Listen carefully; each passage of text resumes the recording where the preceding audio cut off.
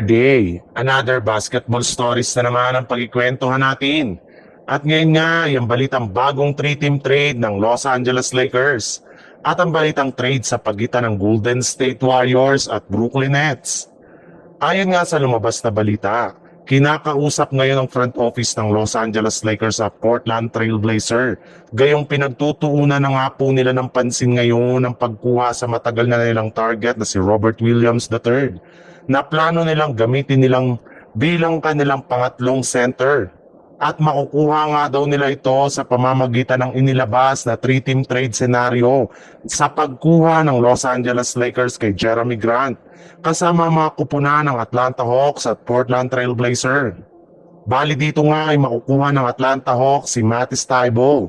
Masusungkit naman dito ng Blazers sina Jared Vanderbilt, Maxi Kleber, Dalton Kenick, Gabe Vincent at isang 2027 second round pick, isang 2029 second round pick at isang unprotected 2031 first round pick.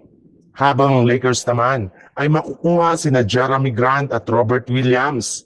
Yes, posible nga na tanggalin na ng Lakers sina Jared Vanderbilt, Maxi Kleber, Dalton Kenick at Gabe Vincent sa kanilang lineup upang sa ganon ay magkaroon sila ng bagong center at bagong 3-and-D na mas makakatulong sa pagkuha nila ng kampyonato.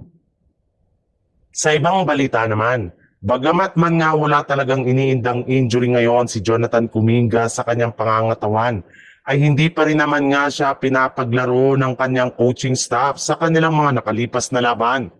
Kaya nangangamoy na nga na hindi na talaga siya kailangan pa ng Golden State Warriors sa kanilang lineup. Kayang-kaya na rin naman nga nilang manalo ng walang kanyang tulong at presensya. Balak naman nga nila itong gamitin bilang trade asset para makakuha ng mas magaling na player na mas makakatulong kina Stephen Curry at Jimmy Butler. At isa nga sa mga trending na trade ngayong planong gawin ng Warriors ay ang pagkuha nila kay Michael Porter Jr. gamit si Jonathan Kuminga bilang offer sa Nets. Ikinumpirma na rin naman nga ng Nets na ginawa na nilang available si Michael Porter Jr. sa trade market ngayong season, kaya isang malaking oportunidad na nga ito para sa Golden State Warriors na makuha siya ngayong season kung saan magagamit nila ang kanyang scoring ability para mapalakas pang lalo ang kanilang opensa.